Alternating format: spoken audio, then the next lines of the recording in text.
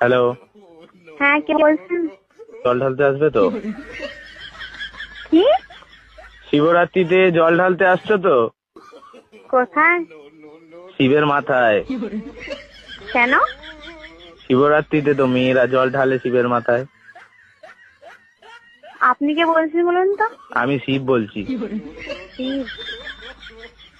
ভগবান শিব। ও, উপর থেকে বলছেন? কৈলাস থেকে। কৈলাস? কৈলাসে আছি।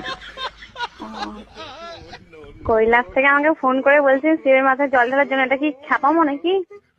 বেলপাতা 3টের বেশি আনবে না, 3টে, কারণ তোর মাথায় চাপ আসবে আমার। আর ঠান্ডা জল ব্যবহার করবে না, দুধ পাইল করে জলটা গরম করে নেবে। আমি তো ভাবছি মাটির কোষ থেকে জল নিয়ে যেটা প্রচুর ঠান্ডা হয়।